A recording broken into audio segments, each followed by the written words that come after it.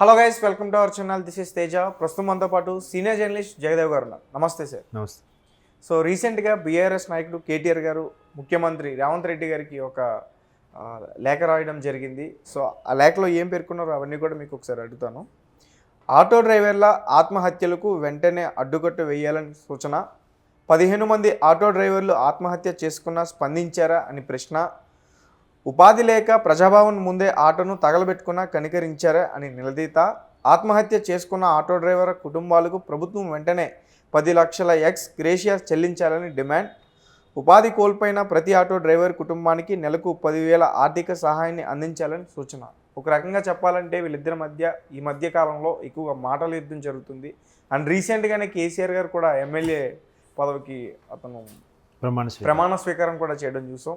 మరి వచ్చే అసెంబ్లీలో ఎలా ఉంటుందంటారు? సో వీటి గురించి కూడా ఒకసారి చెప్పండి. యాక్చువల్గా కాంగ్రెస్ ఏదైతే 6 పథకాలు ప్రవేశపెట్టిందో అవి ఎక్కడైనా అంటే నాట్ ఓన్లీ ఈ పథకాలు ఏవైనా సరే ఒక మోస్తరు పర్సంటేజ్ వర్గీయుల వరకు మాత్రమే సాటిస్ఫైన్ ఇస్తాయి.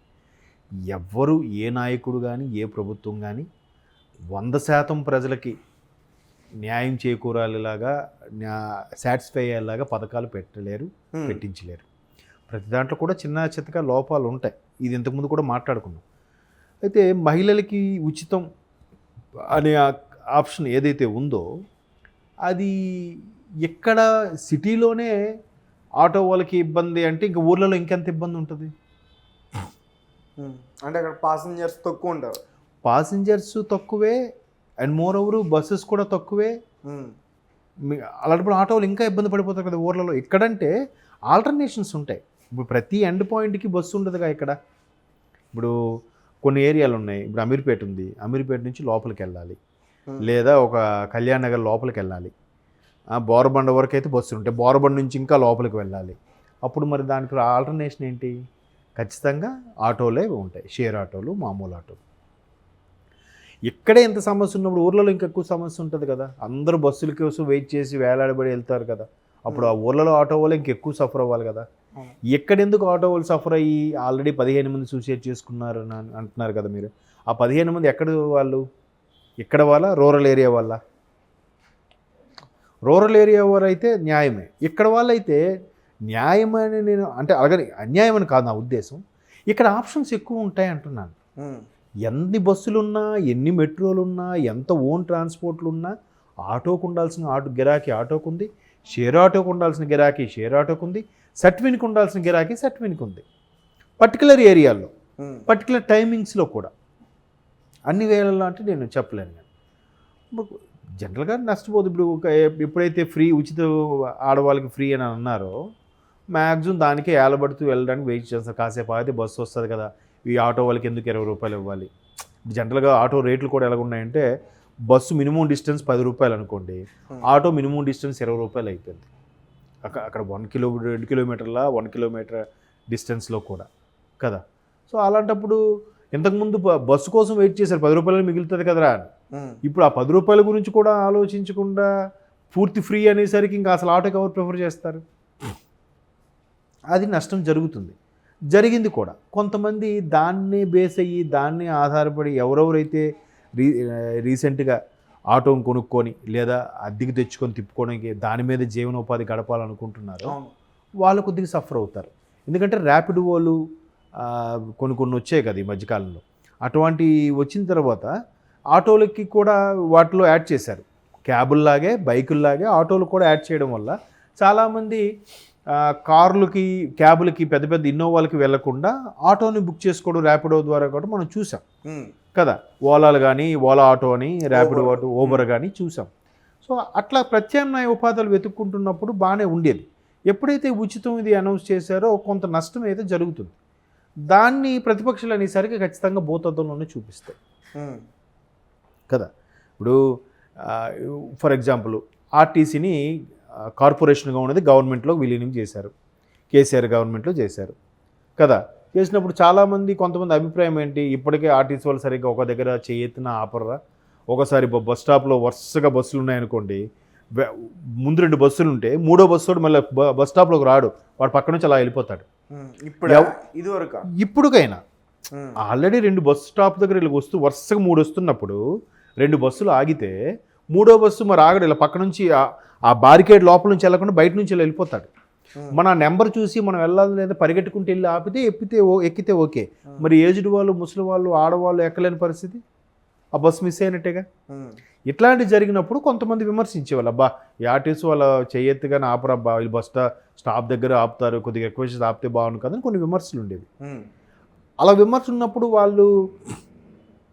వాళ్ళకి గవర్నమెంట్ సరి చేశాక, అరే గవర్నమెంట్ చేస్తే ఇంకా ఆర్టీసీ వాళ్ళు అసలు వినరు రా బాబు అన్నమాట అనేవాళ్ళు కూడా ఉన్నారుగా.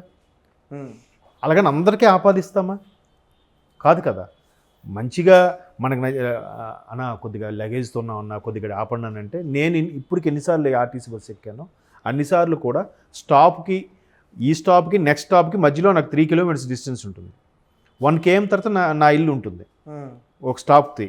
ఆ 1 km దగ్గరికి వెళ్తే కొద్ది రిక్వెస్ట్ చేసి అన్న కొద్ది టర్నింగ్ అన్న కొద్ది స్లో చేస్తే లగేజ్ ఫ్యామిలీ అంటే చాలామంది ఆపారు. ఇప్పటికి చాలామంది డ్రైవర్లు ఆపారు.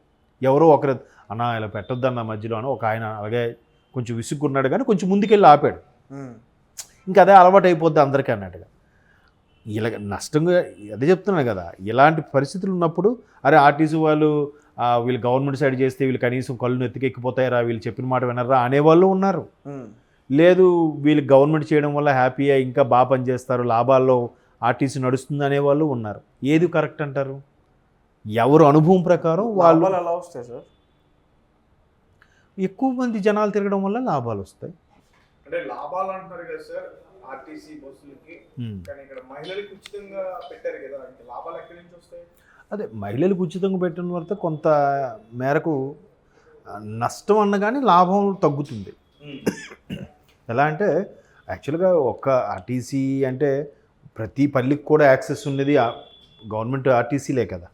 చాలా వరకు బాగా రూరల్ ఏరియా కూడా షేర్ ఆటోలు కానీ వీటి వల్ల ఉన్నాయి, కానీ ఆర్టీసీ వల్లే ఎక్కువ. లాంగ్ మాత్రం ఎక్కువగా ఆర్టీసీ వల్లే కదా.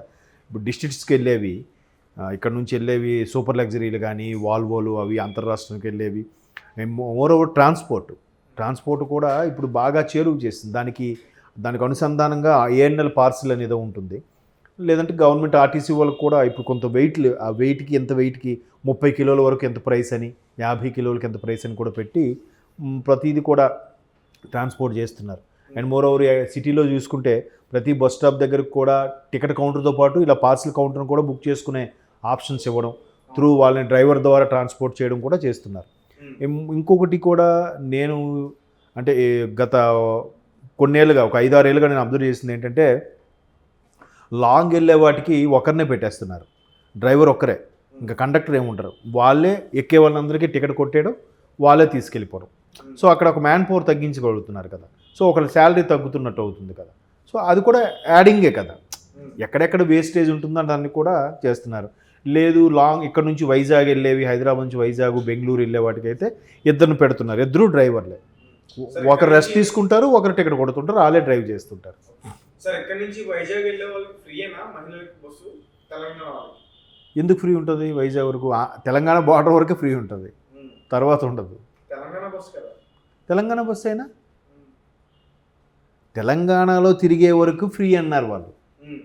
తెలంగాణలో తిరిగే వరకు ఫ్రీ అన్నారు, కానీ ఆ రిజర్వేషన్ బస్సెస్కి అయితే ఇవ్వరు ఆప్షన్ నాకు తెలిసి. యాక్చువల్గా వీళ్ళు కూడా ప్రతిది కూడా terms and conditions star apply చేస్తారు కదా, అట్లా పెట్టేసి ఉంటే అయిపోయేది. Only Palle Velugu ordinary city బస్సుల వరకు ఫ్రీ అంటే సరిపోయేది. అన్నిటికీ పెట్టేతో ఉన్నది ఇబ్బందే. అది ఆర్టీసీకి మీరు అన్నట్టు ఆర్టీసీ కూడా కొంత నష్టం. కొంతమంది కనీసం అరే అబ్బా ఈ జెంట్స్ ఉన్నారు, ఫ్యామిలీతో ఉన్నారు, ఎక్కాలనుకున్నారు, మొత్తం ఆడవాళ్ళే నిండిపోతారు, ఫ్రీ అని ఎక్కిపోతారు. ఇంకా మరి వీళ్ళకి ఛాన్స్ ఎక్కడ ఉంది? అరే కొద్దిగా 2 రూపాయలు 10 రూపాయలు ఎక్కువ పెట్టుకుంటే దాంట్లో వెళ్ళొచ్చు కదా అనేవాడికి మనకు ఆప్షన్ లేకుండా అయిపోయింది కదా. సో అలా కొద్దిగా చూద్దాం. ఇప్పుడు స్టార్టింగ్గా మార్చారనుకోండి, మళ్ళీ వీళ్ళే విమర్శిస్తారు. ఇప్పుడు విమర్శించడానికి ఆప్షన్ లేక ఆటోను పట్టుకున్నారు, ఆటోను ఎవరో తగలబెట్టుకున్నారని ఇవన్నీ చెప్తున్నారు. మరి రేపు ఒకవేళ లేదు ఆటో వాళ్ళకి ఇబ్బంది అవుతుంది, ఆటో వాళ్ళు ఆత్మహత్య చేసుకున్నారు కాబట్టి మేము ఈ రూల్ కాస్త అమెండ్మెంట్ చేస్తున్నాం, ఓన్లీ పల్లె వెలుగుల వరకు ఆర్డినరీ సిటీ బస్సుల వరకు ఫ్రీ అని అన్నారే అనుకోండి, మీరు ఇచ్చిన పథకాన్ని కనీసం నెల రోజులైనా అవ్వలేదు, మీరు నడిపించలేకపోయారు, ప్రభుత్వాన్ని నడిపిస్తారంటారు వీళ్ళే మళ్ళీ.